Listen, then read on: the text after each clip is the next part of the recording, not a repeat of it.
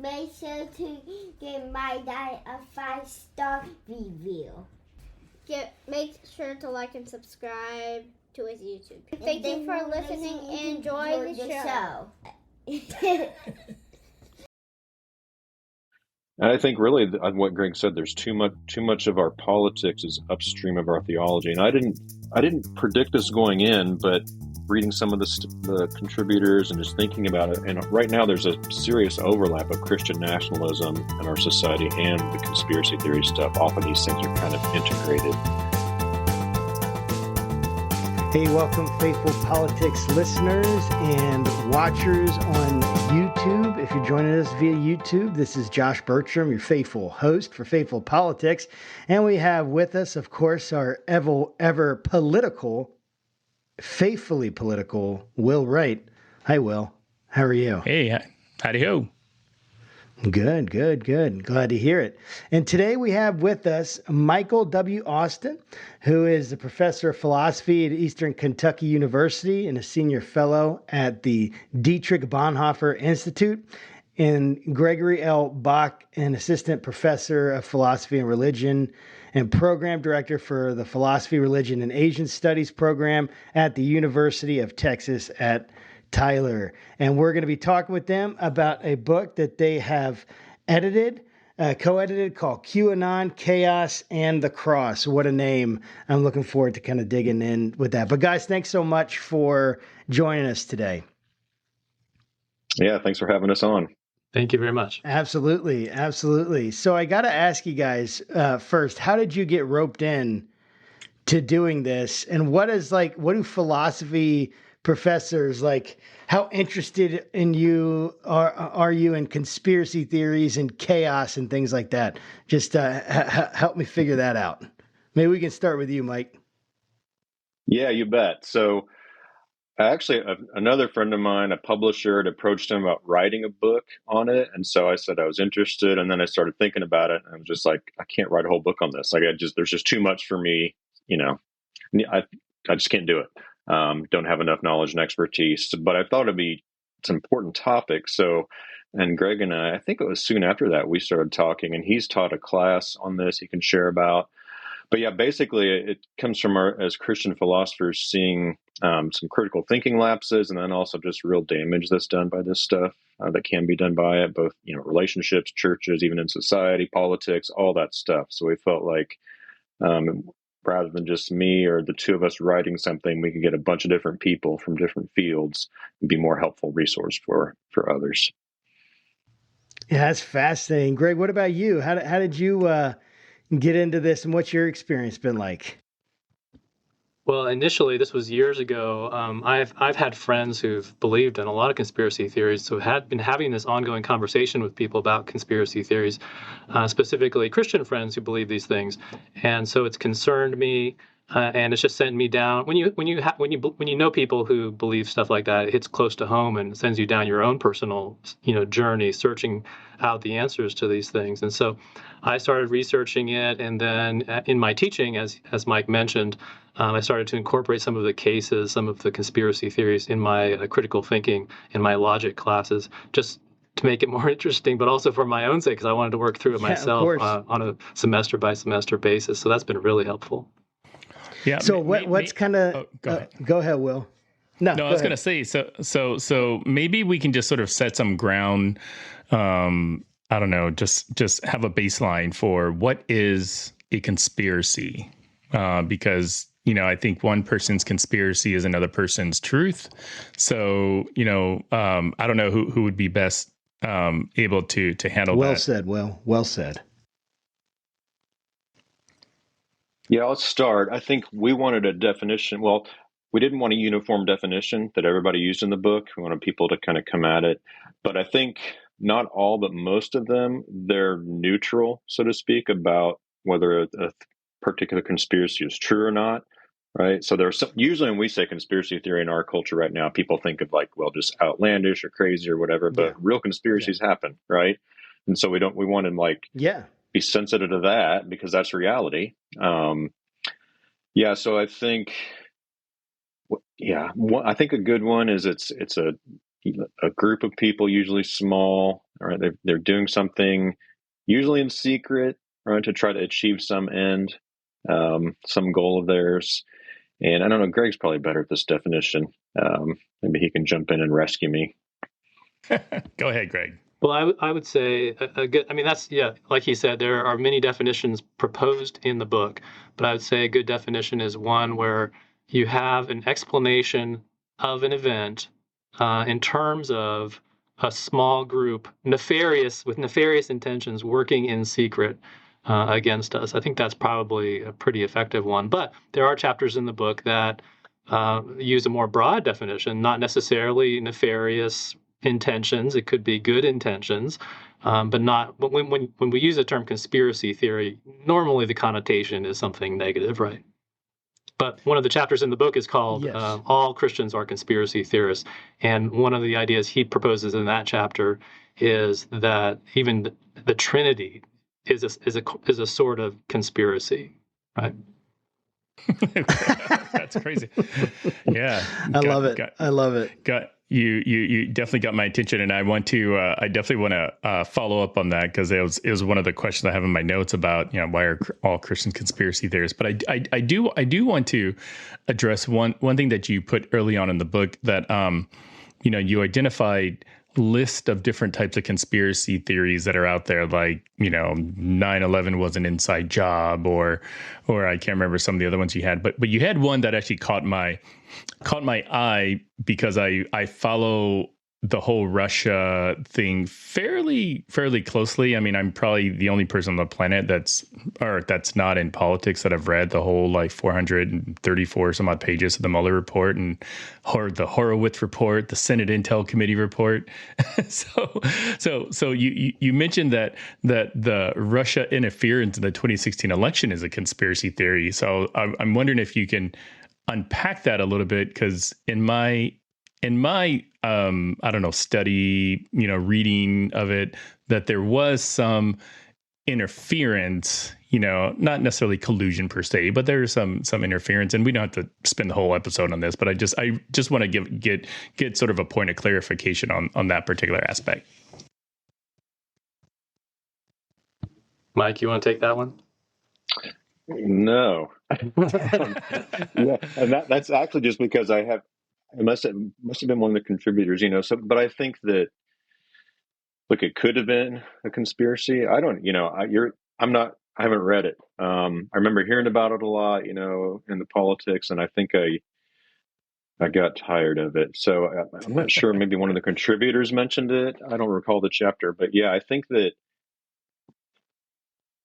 could be a conspiracy, and then that would pose a problem when you make the definition small, just a small group of people, that's not always the case, right? If that was going on, it was probably a larger group trying to influence our elections. And it does seem like, right, the things that were done on social media and those kind of things. So there was a concerted effort, from memory serves, yeah.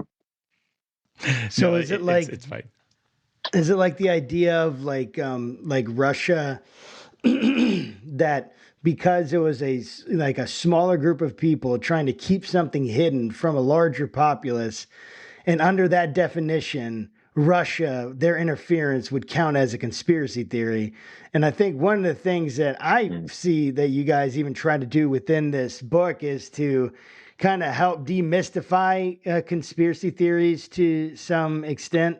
Like, a conspiracy theory can be true. Like you said, there have been true ones where people, that's the whole thing. Like Will said, one person's conspiracy theory is another person's truth. And so much of that has happened and things have come out. One of my questions for you guys, as you've processed through this, what has been kind of the biggest impact? Actually, you know what, dude? I got to go back to what you said, Greg, about the Trinity being a conspiracy. I'm sorry, before I can go anywhere else, I need you, Greg, to explain what that means in your own words. Sure, no because problem. that is amazing. It wasn't my argument. This wasn't my idea. Again, being the editor of a collection, you've got all kinds of ideas in this book. But the author's point was that when we consider the definition of a conspiracy, it seems like what the plans of our God is one of those would fit that definition. So you've got three persons. Because they're mysterious? They're three-person. Okay. There's a redemptive plan in history. I mean, this gets into theology, which is way outside of my area. But, when you talk about these three people, you could say conspiring from all eternity to pull off this plan, right? In that sense, it doesn't fit the definition of having there be some nefarious intention, right? It would be as Christians, we would say this is a good thing. Nevertheless, it does seem to be a secretive plan to some extent, and it awaits God's revelation for us to discover that. But then on the other side, in the same chapter, he gives another example where you've got in the Christian tradition the discussion of the devil and his minions. So there's another conspiracy. The devil's got this plan, and he's working in secret to do whatever it is he does. And so that fits the definition, but that would be more fitting with the definition that I would think we would call a conspiracy theory, because it has those negative connotations. And yes, it's a matter of perspective, sure, but still you've got to have some sort of nefarious intention in it. That makes that makes sense. Mike, did you want to add in something there? Well, yeah, I was just thinking about it because it sounds so weird to the ear, right? That there's this Divine Conspiracy, actually one of my favorite books by Dallas Willard, but it's kind of making this point about you're right, dude.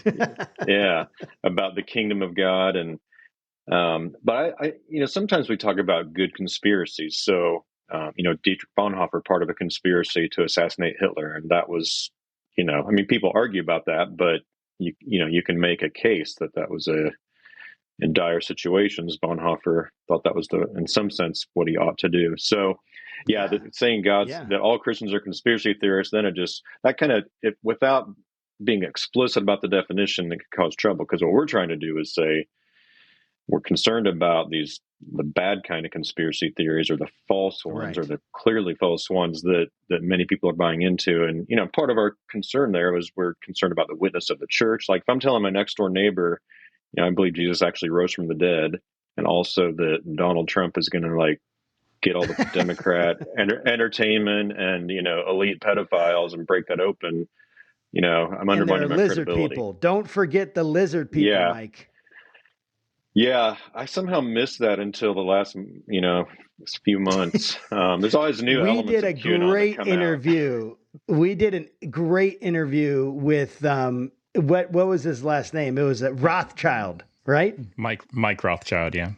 Mike Rothschild, about QAnon, and he is awesome. If you ever get a chance to talk to him or read his book, the what is it? The winter is coming, or the storm is. It's something like. Oh yeah, something like that. The storm. I totally butchered thing, it. Yeah. Absolutely. It's not my book. That's okay. Yeah, but, yes, but absolutely. On the same kind of in the same vein, because you guys so the first word in your book is QAnon. For those that have are coming into this new or have never heard of the concept or listened to our episode with Mike Rothschild about QAnon, can you explain a little bit like who or what is QAnon? So there's a 2017, I believe, this started. So someone identified as Q, who claims to have some kind of security clearance. It's not the highest level, but decent level of security clearance. Started dropping these ideas and claims on 4chan, internet, and then 8chan. But basically, the big picture idea is that there are a group of, just like child sex trafficking, pedophiles, Democrats, entertainment, kind of elite or up people in the entertainment industry, Democrats, media. There's this big child sex trafficking ring. They're all pedophiles.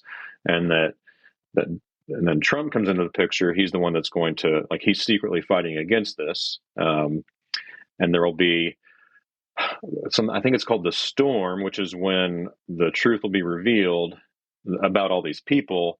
And then the Great Awakening, when these people will be arrested, and then the Great Awakening, I think it's called, when everybody will see that Q was right all along. And that can even lead into some of them. There's some kind of utopia that will follow in the U.S. after that. So that's the big picture. But now it's just this unwieldy, all kinds of things can get traced to Q or QAnon, and mutually contradictory claims. So it's just it's like this amorphous thing. perpetrated through, not just word of mouth, but more online, social media, all that stuff. And what makes that so, in my mind, I guess nefarious, maybe just because we said that earlier in the conversation, but what makes it so nefarious to me is that you can keep you can be totally anonymous, and people that have no clue what you think, you can be posting these crazy things, right? And people are believing it. And I don't know, how did you guys, when you were in the process of editing and process of working through all the material you had to work through for this book, how did that make you feel about the state of Christianity in America? And we can start with you, Greg. How did that make you feel about Christianity in America? And then we'll move to you, Mike. What were you left with? Well, it's deeply concerning, right? I have and I've been a part of evangelical Christianity since my faith journey started, and identify strongly with it. It's deeply concerning when it seems like two problems arise. We've stopped thinking critically about claims that are made in society, like what you're talking about, and also we're not thinking as biblically as we could be or should be. So those are the concerns. Our hope with this book is that it provides a toolkit to help people in the church, really help them think through these issues critically. And that's, you mentioned earlier, why are philosophers getting involved in it? And this is exactly why, right? To think more carefully about what's going on, especially in the church. And this book is written by Christians for Christians. I mean, there are other books about conspiracy theories that I recommend as well, written to different audiences. But we're concerned particularly with it taking root in the church. So yeah, it is concerning. We remain hopeful. That's why we wrote the book. But at the same time, yeah, disturbing. Man, I understand. Well said. What about you, Mike? Yeah, it's just I guess kind of dumbfounded and depressing because I had found some of the survey or empirical data, and then other contributors did the same. So, there was a Lifeway survey in 2021 that 49% of Protestant pastors said they frequently hear members of their congregation attribute things happening in the U.S. to conspiracy theories.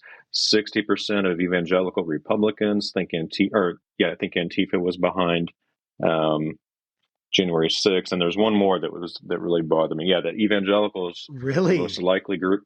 Well, the evangelicals are the most likely group to believe that the COVID vaccine was designed to get microchips in us. So, as one who's more skeptical of these things initially, that my chapter's on humility. For me, the humility was I've got to try to meet these ideas and people where they're at, and not just dismiss them as crazy or uneducated, which is what an arrogant academic might often do, or just anybody that hears some of these claims. But right, it looks like the data is if people education level doesn't correspond with it, right? Highly educated people, low educated people, very intelligent people, not intelligent people. I mean, just all, yeah, there's no sort of wheelhouse for QAnon. Looks like all people are vulnerable. So yeah, it's really disheartening.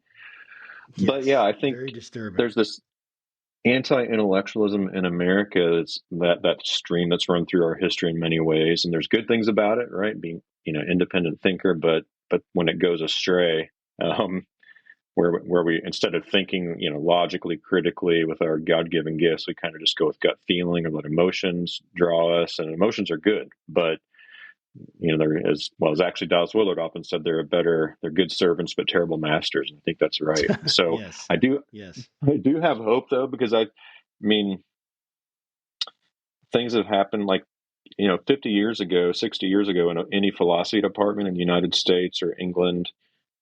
They were arguing about whether or not the word God actually meant anything. Things were so far that direction that if I said God, it was like saying a meaning, just like making a noise that made no sense.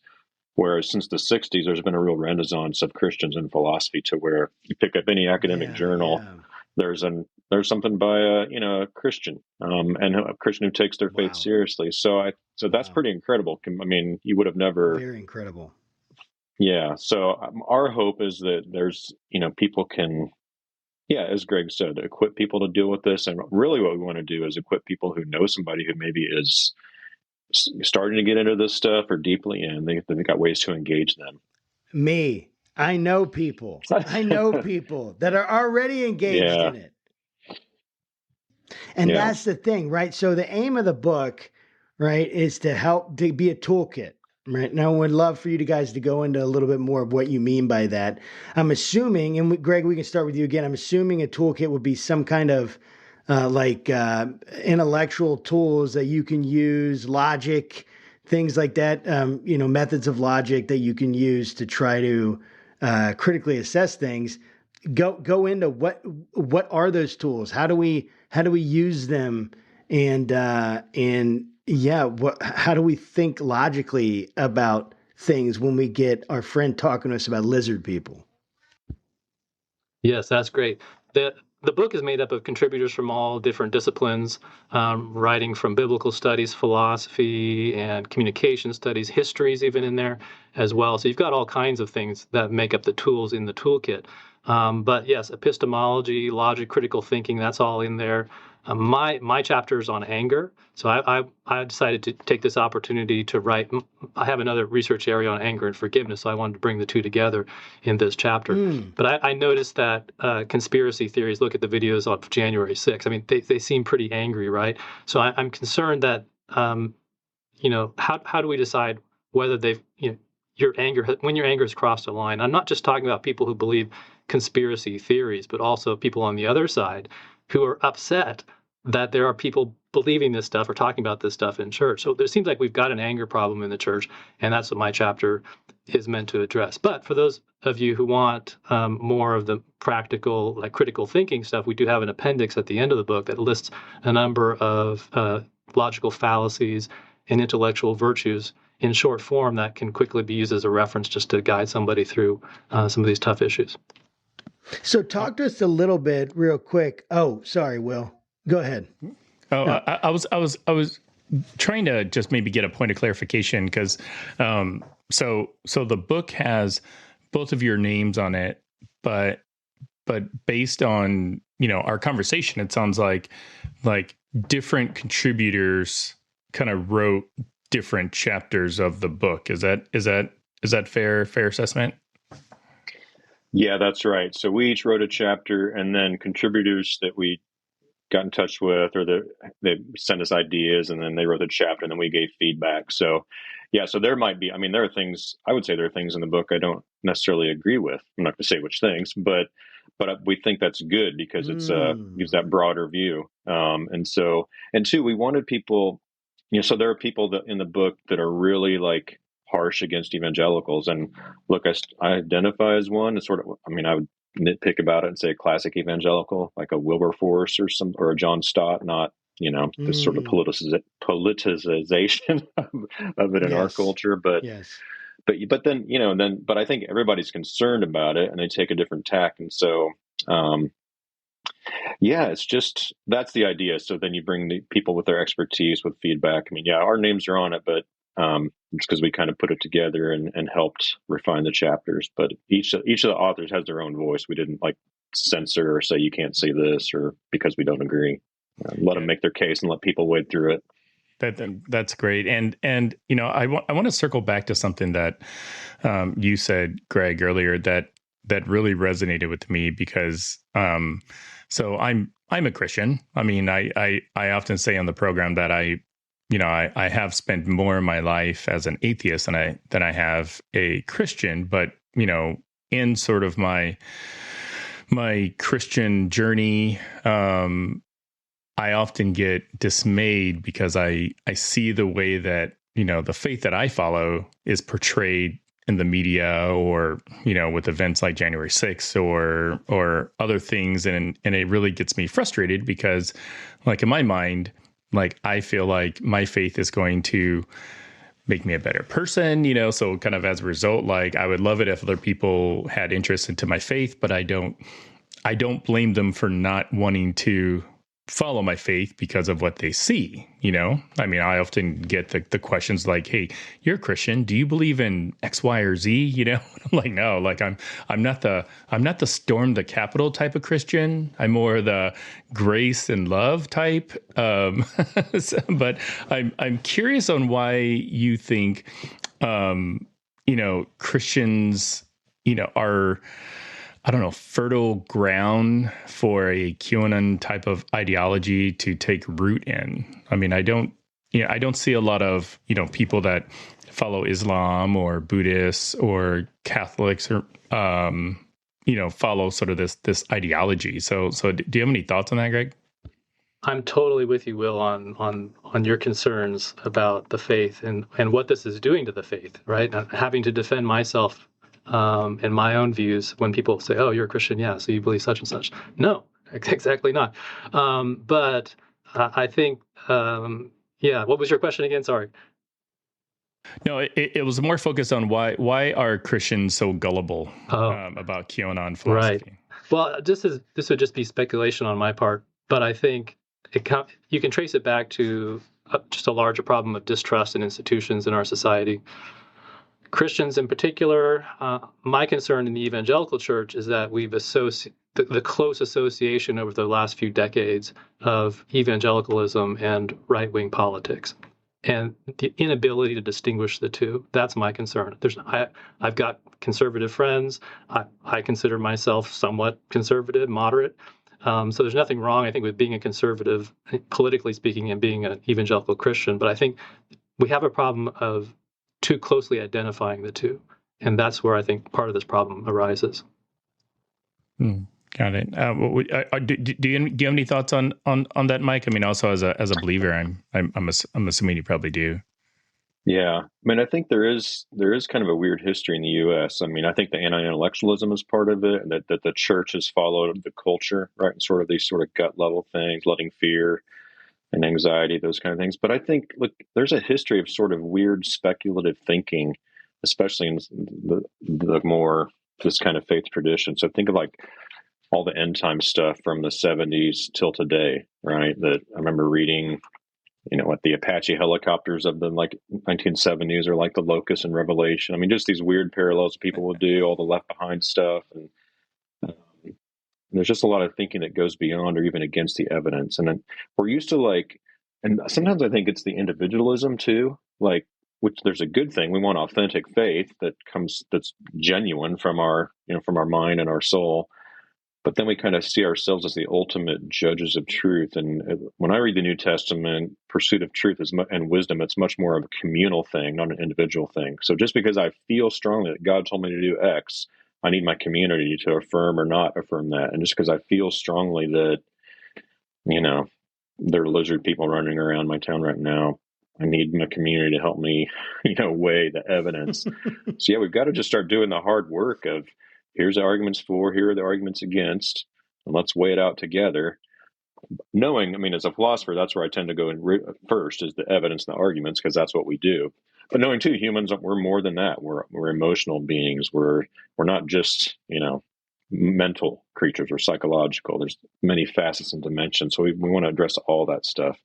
But yeah, I think really what Greg said, there's too much of our politics is upstream of our theology. And I didn't predict this going in, but reading some of the contributors and just thinking about it, and right now there's a serious overlap of Christian nationalism in our society and the conspiracy theory stuff. Often these things are kind of integrated, and so I think that's part of the problem as well. And both of them, I would argue, and again, it's just me speculating, but from what others have said that know more about this, it is a human response, right? There's a fear, and just to be candid, white conservative Christians in many ways still do and have had a lot of political and economic control over the centuries. And they see that in some ways going away. And so the church in America is we're used to being the church of the nation, not the church, under an empire like Paul had to deal with. So I think a lot of that stuff's part of it. And it's worth just asking ourselves some hard questions, wherever we come down on this stuff. Yeah. Has any of your guys' research ever intersected with like the New Apostolic Reformation movement, or have you guys ever heard of that term before? Yeah, a friend of mine is a professor at Biola. I just retired, but he's got 3 books that he's co-written on that, and so I'm a little aware of it a little bit. That there's that NAR or NAR. I can't remember how they say there is the nationalism and conspiracy theory stuff. So he and I have been dialoguing some about that. Not everybody in it, but it looks like there's a big sort of overlap. You can draw those Venn diagrams. There's a big chunk of those, including some of the leaders of that movement, from my understanding. Oh yeah, absolutely. There is. We've had many conversations, several now. If you guys are interested, there's a professor named Andre Gagnier or something. I always get it wrong, but he's what is it? It's probably Do you know well? Gagnier. Gagnier. Yeah. He's in Vancouver.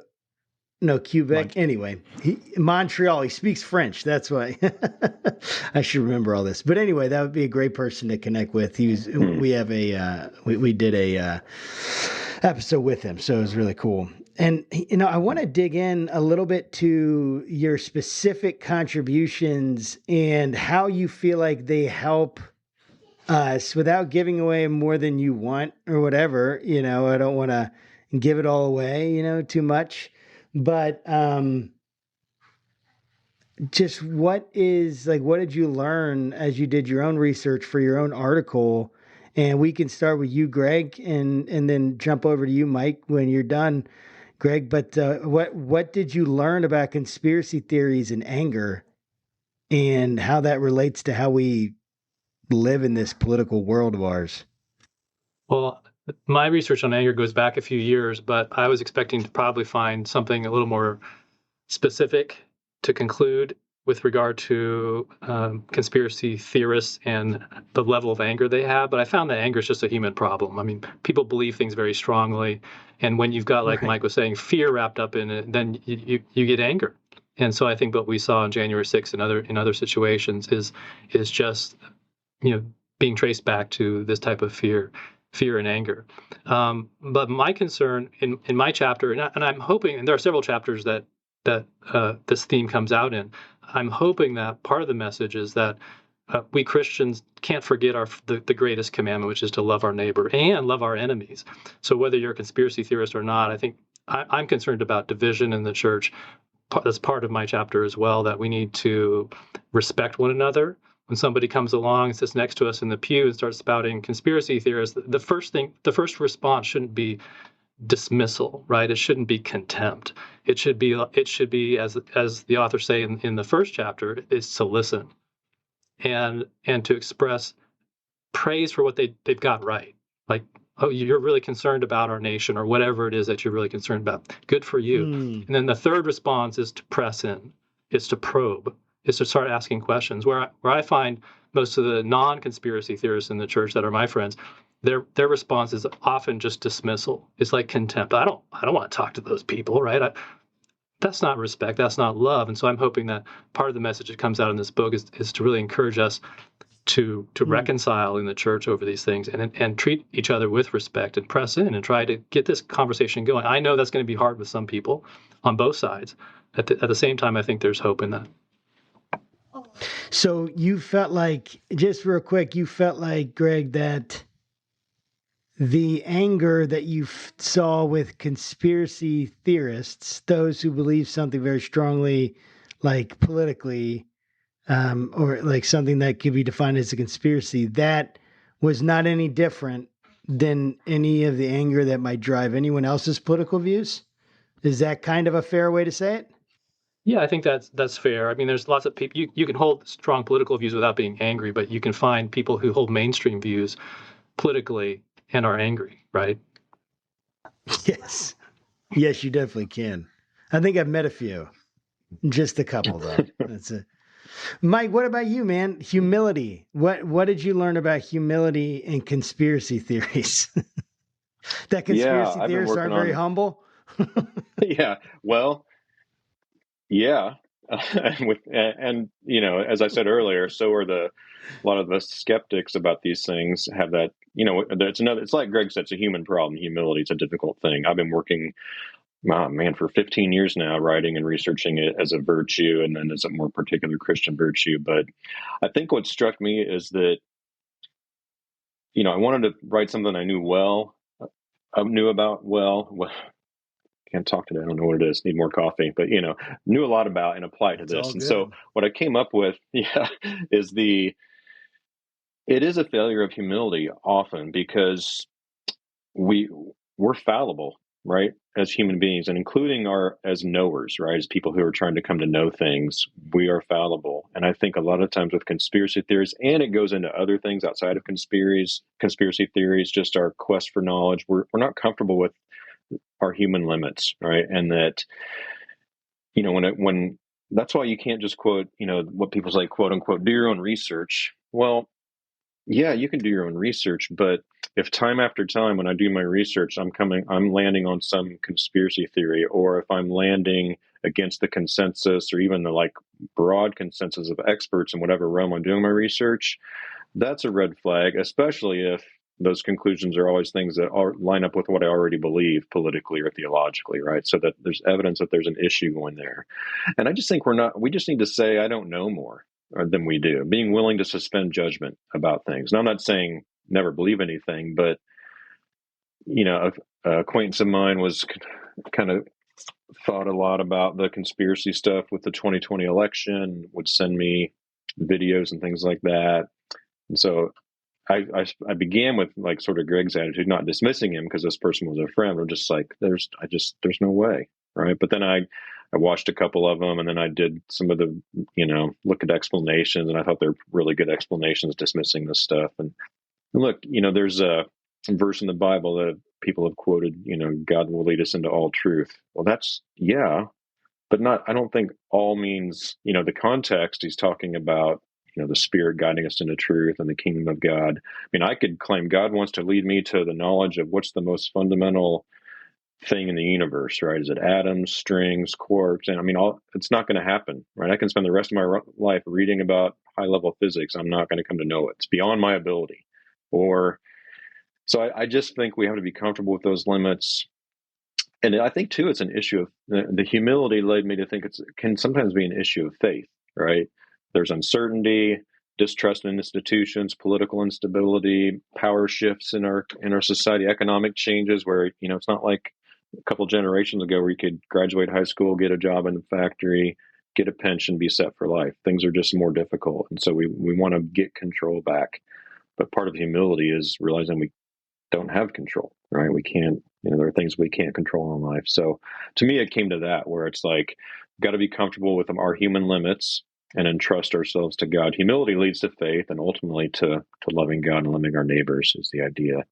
And I think that, look, gossip and slander, right? Those are still sins in the Bible. And so if we just jump on whether it's claims about Hillary Clinton or Tom Hanks or my next door neighbor, whatever it is, the conspiracy theories can lead us to those things. And that's something that's concerning. And in the church as well, right? I can slander or gossip about the guy that sits next to me that's a QAnon enthusiast, right? So, yeah, that was the gist.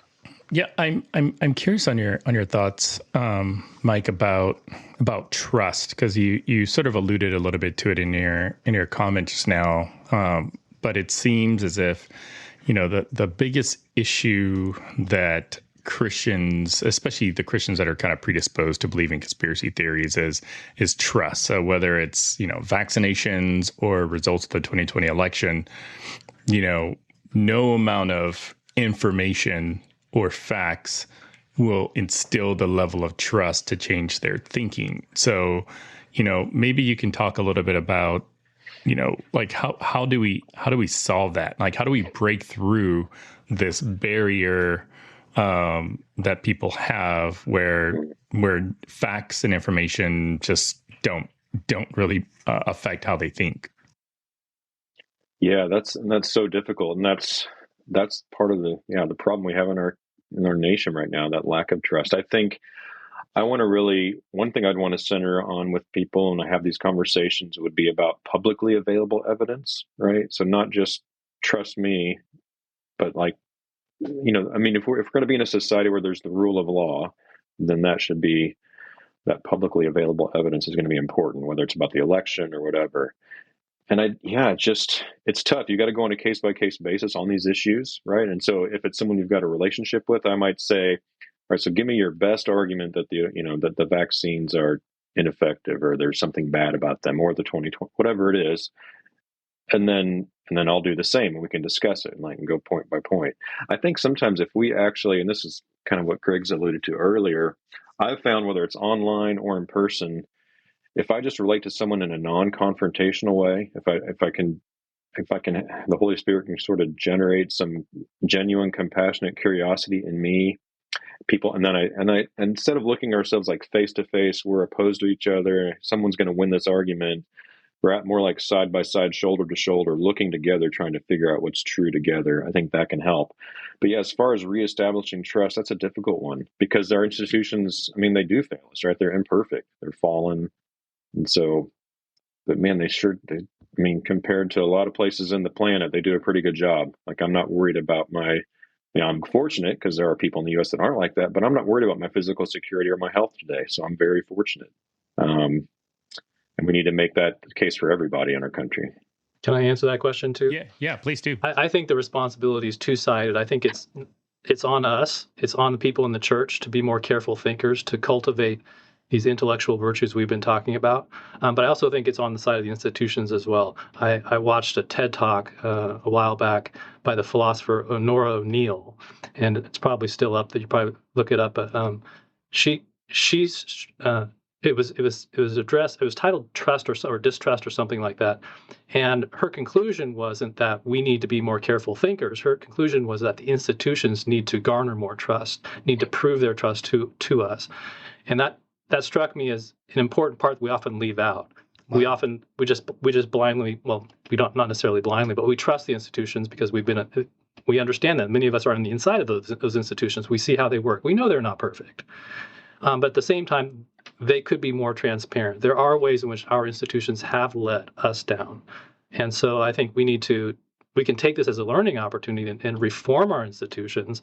That's the one side. At the same time, we need to work in the church and with our friends and family and talk about how do we think carefully about these things. And this is where I think Christian philosophers in general, can be a great help in the classroom or in society, helping us think more carefully about things, thinking critically about the claims that are being made. Yeah, I think those are really, really good tips that I hope more people would consider. I mean, I know for my own personal journey. So, our podcast is intentionally set up where I'm sort of the token liberal progressive, and Josh is the token pastor conservative. And under normal circumstances, like him and I probably would never really be friends or talk to each other. But like in my experience, talking to people that differ, in thought, philosophy, faith, I found that, this is going to sound like a very pastorly sort of like phrase, but you can't have revelation without relationship. So, establishing kind of like just that friendship with people, and asking them questions that are non-threatening or accusatorial about the things that they believe, really plays a big part in at least sort of my journey as a Christian and trying to better understand where people are coming from. But go ahead, Josh.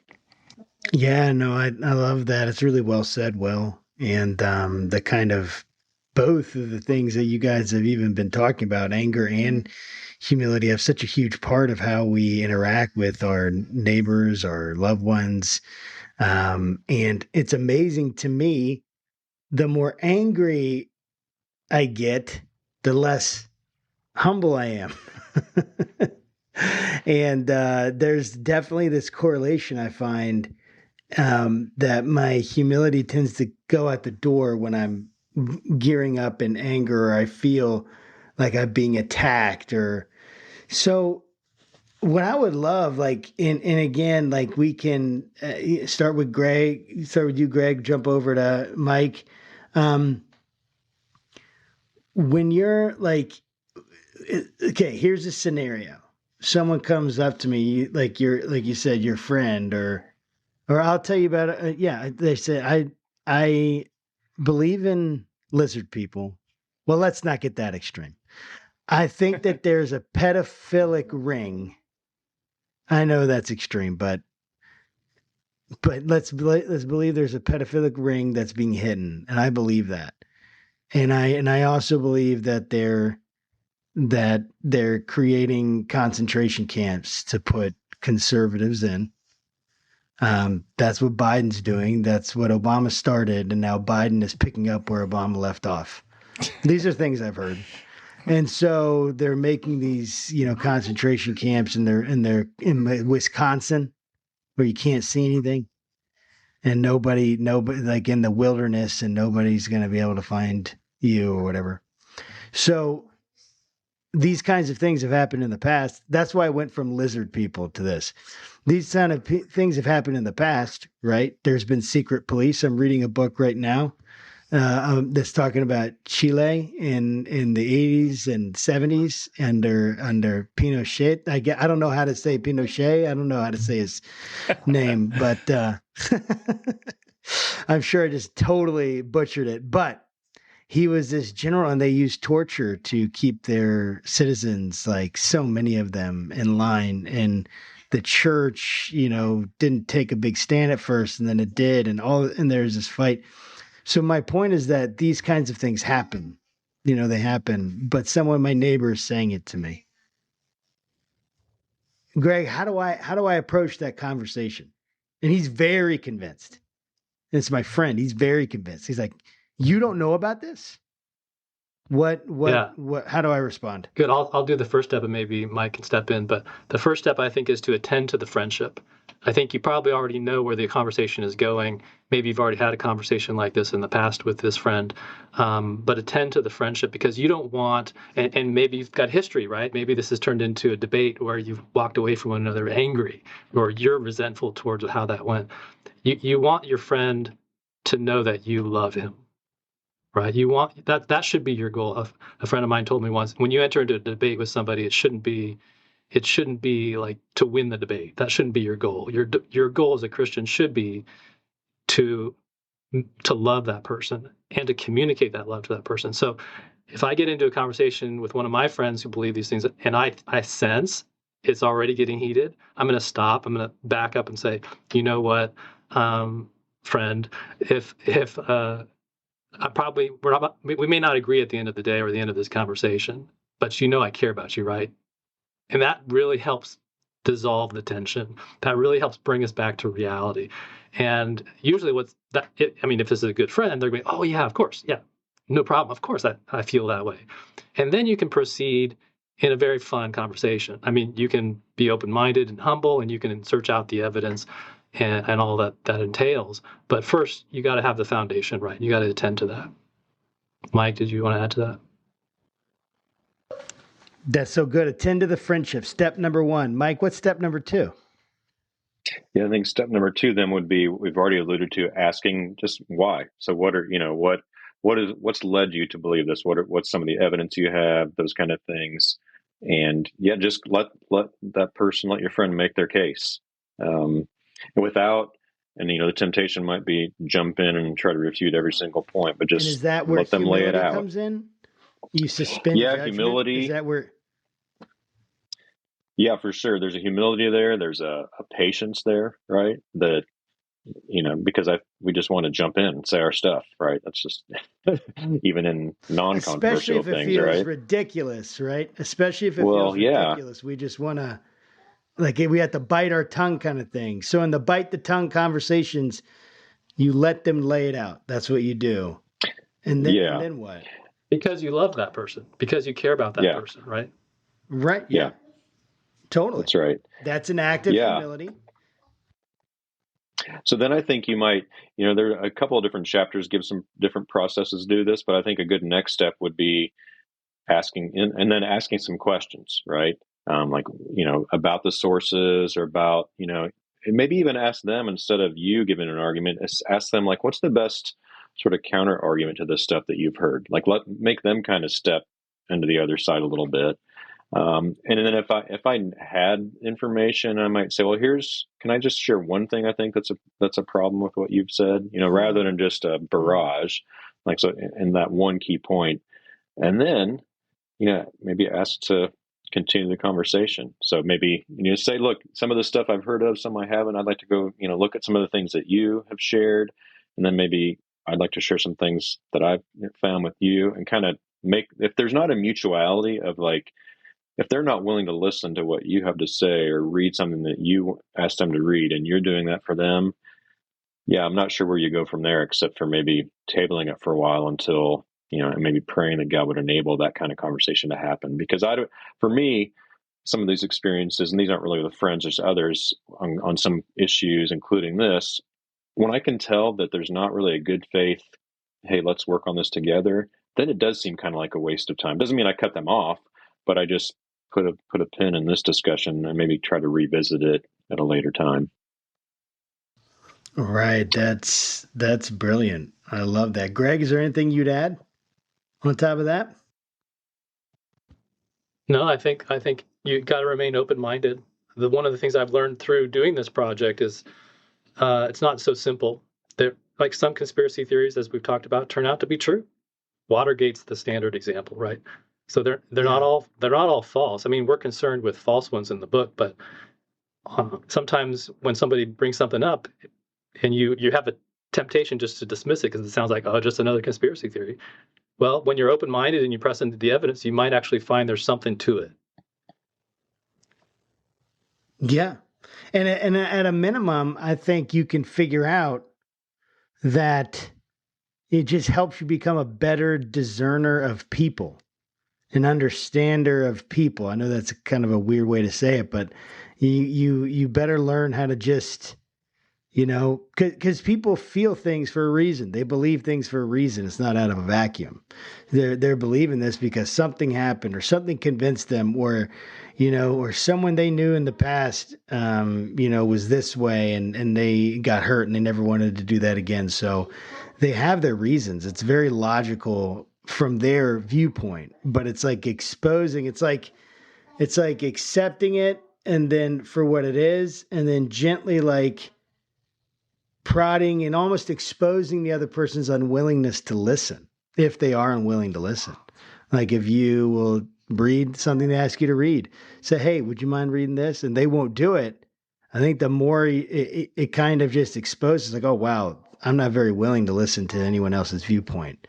So I think these kind of conversations are super important that we need to keep pushing and having, even though they're really hard. They're really hard. To end out, Mike, and we'll start with you, but this is kind of the last question. You can incorporate, I think you were just about to say something. You should incorporate that into it. That'd be awesome. And you could probably easily do it into this question, is what's the lesson? What if you were to boil it down to one or two lessons from your work that you would want to share with an audience that we have that's fairly wide? We have liberals and conservatives, atheists, Christians, people of different religions, Muslims, Hindus, people just all over a global audience. So what is the lesson that you would want to say? Yeah. So I think the thing I was thinking of with that, when you're having that discussion with somebody, I think a good question to ask after you've had a series of conversations might be to ask that person, what's one thing that would make you change your mind about this, right? Because take QAnon, there have been predictions that have not happened, things like that, and turn that back on me as a Christian, right? What if it was like proven beyond a shadow of doubt Jesus didn't rise from the dead? Well, that's the linchpin of my faith, right? And so that would be something. But I think that question's a good one to ask. Getting people to think critically, and me as well. Yeah, the big picture lesson I think for that broad of an audience is that this stuff is more prevalent. Like even if you don't know anybody, there's a lot of evidence that a significant number of Americans, both religious especially, but also non-religious, or maybe they're just kind of religious nominally, but not really practicing, believe this stuff. And then like they're living their lives, they're spending a lot of time on it. And so I think most of us, Christians, we've got the golden rule, love your neighbors, as you love yourself. You can find similar teachings in world religions, and you just want to be like a decent human being who doesn't believe in God, right? Caring for other people is just a basic human moral value. So for me, it's like the lesson is, let's let that guide how we deal, not with just the issues, but the people that we're interacting with about them. Because then a lot of the anger, the vitriol, the polarization, it goes away, and we start like actually connecting with other human beings in our lives. Then I think that can be really valuable and helpful. That's so good. That's so good. Greg, what about you? Yeah, I think the polarization is a big concern in the wider society as a whole. We're so polarized right now. We're not talking to one another. We're hunkering down in our bunkers and we're just voting. We're just voting how we want the other person to behave. We're coercing the other side, right? Mail voting. Voting by mail. Right, by mail. That's from our bunkers. Yeah, and I think it's just unhealthy. I think it's not good for our society. We need to be in dialogue. There needs to be an increased amount of civil discourse in our society. We've lost those values, those virtues. So that's as a whole, I think that's the concern. In the church, I'm concerned about division in the church. I'm concerned about how we're loving one another in the church, and I think that's hopefully is communicated through this book in ways we can do that better. That's so good. Well, thank you so much, both Greg and Mike, guys. Thank you for coming on. And the book is QAnon, Chaos and the Cross. You can get it wherever books are sold, I assume, at least in America. I mean, you can get it on Amazon, so anyone else that can get that. So, guys, we really appreciate it. If anyone wanted to follow you, are you guys on Twitter? Or what? Do you have anything you'd want to share along those lines? Yeah, I'm on Twitter at Michael W. Austin. And then I've got a website with that as well. It's got some of my other stuff. So if people want to connect there, that's probably the best way. I don't have much of a social media presence. Or maybe I'll have to change that soon. But maybe Greg's wiser than the rest of us. Probably. Or happier. We'll take that. Yeah. Right. That's right. That's good. Well, thank you so much, guys. And thank you. We'll see you next time. And until then, God bless. Thank you for having us. Yeah, take care, guys. Thanks, guys. Absolutely. Bye.